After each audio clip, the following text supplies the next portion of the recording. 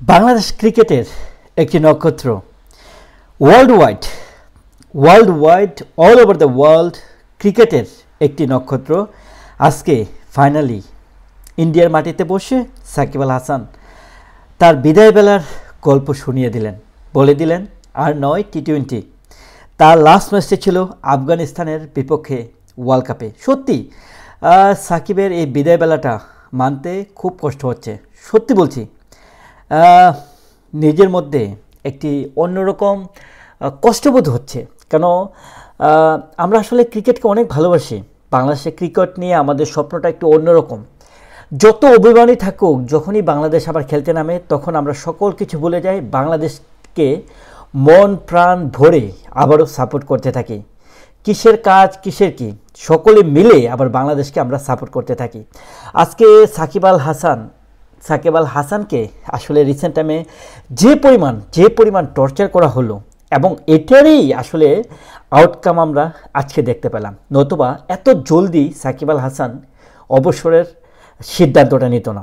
যেমনটা দেখেন না, তামিম ইকবাল এবং অন্যান্য প্লেয়ার বিশ্বের বিভিন্ন দেশে এশিয়ার মধ্যে প্লেয়াররা অবসরের ব্যাপারটা কিন্তু তাদের বুকের ভিতরে মনে একটা ধক করে ওঠে এবং তাদের মাথার মধ্যে মনে হয় যে আকাশ ভেঙে পড়ে। কিন্তু সাকিব আল হাসানকে প্রিডিক্ট করা কোয়াইট ইম্পসিবল, আর সেই জন্যই তাকে বলা হয় বিশ্বের 1 নম্বর ক্রিকেট অলরাউন্ডার।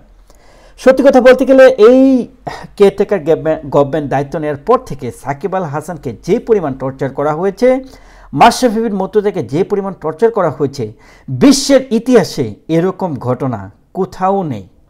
সাকিব আল হাসানকে বানানো হলো হত্যা মামলার আসামি। সাকিব আল হাসানকে জরিমানা করা হলো 50 লাখ টাকা শেয়ার কেলেঙ্কারি, যেগুলো প্রত্যেকটা ঘটনা হয়েছে 100% ভুয়া। এই যে আসিফ মাহমুদ আমাদের ক্রীড়ামন্ত্রী, ক্রীড়া উপদেষ্টা হলেন 1 নম্বরে একটা ভণ্ড জানোয়ার, জামাত শিবির, হিজবুত তাহরির। তাকে আসলে জামাত শিবিরও বলতে আমার বলবো না আমি, সে হচ্ছে হিজবুত তাহরির সদস্য, জঙ্গি সংগঠনের সদস্য। সে তার অ্যাক্টিভিটিস, তার কথাবার্তা, তার চালচরণ, তার দৃষ্টিভঙ্গি সকল কিছুতে সেটারই আসলে প্রতিফলন হয় বন্ধুরা। ডক্টর আসিফ নজরুল এই বদমাশ লোকটা 2017 সালে যখন স্ট্যাটাস দিল, আপনাদেরকে দেখিয়েছি, নিয়ে ভিডিও করেছি যে সাকিব বন্ধ নাই। কত বড় তার স্ট্যাটাস, সাকিব দেশের জন্য, দেশের রত্ন, কত কিছু লেগেছে। আর আজকে বলছে সাকিব কি করেছে বাংলাদেশের জন্য? সে তো রাষ্ট্রের জন্য কিছু করেনি, সে যা করেছে নিজের জন্যই করেছে। বন্ধুরা, আপনারা চিন্তা করতে পারেন, এই যে উপদেষ্টা মণ্ডলীতে বসে থাকা এই আসিফ নজরুল এন্ড আসিফ মাহমুদ নামে মিলে গেছে, যদিও কারোর নামকে নিয়ে আসলে আমাদের কমপ্লেন করার কথা না, কিন্তু তারপরে বলতে হয় এই আসিফ নজরুল এবং আসিফ মাহমুদ।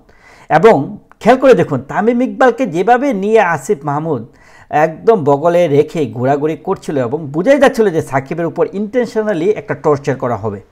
ইন্টেনশনালি অন্তর্বর্তীকালীন সরকার কেয়ারটেকার গভর্নমেন্টের সময় আসলে আমরা দেখতে পেলাম সাকিব আল হাসানকে বাংলাদেশের একটা অন্যতম নক্ষত্র, যে কিনা বহির্বিশ্বে বাংলাদেশকে সবচেয়ে বেশি যদি কেউ বহির্বিশ্বে পজিটিভলি রিপ্রেজেন্ট করে থাকে সেটা হচ্ছে সাকিব আল হাসান।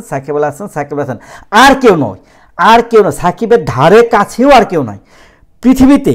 যদি বাংলাদেশটাকে রিপ্রেজেন্ট করে থাকে চমৎকারভাবে বহির্বিশ্বে, তার একমাত্র বাংলাদেশের নক্ষত্র, সবচেয়ে উপরের যে নক্ষত্র সেটা হচ্ছে সাকিব আল হাসান। আর সাকিব আল হাসান টি-20 ম্যাচটি, লাস্ট ম্যাচটি খেলে ফেলেছে এবং টেস্ট ম্যাচটিও সে অবসরের বার্তা দিয়ে দিয়েছে।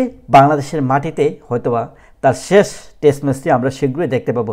বন্ধুরা, খুব কষ্ট লাগছে বর্তমান অন্তর্বর্তীকালীন সরকারের 2 জন উপদেষ্টার বর্তমানের আচরণগুলা এবং শেয়ার কেলেঙ্কারি যে বিষয়টা কমপ্লিটলি একটা ভুয়া ফেক বানোয়াট একটা বিষয়, যেগুলো কোনো আসলে ভিত্তি নাই। আসিফ মাহমুদ এবং ডক্টর আসিফ নজরুলকে কিছু একটা বলুন দয়া করে, আপনাদের কাছ থেকে শুনতে যাচ্ছি এই 2 জন ভণ্ড উপদেষ্টা, বদমাশ উপদেষ্টার ব্যাপারে আপনাদের ওপিনিয়নটা জানতে চাচ্ছি।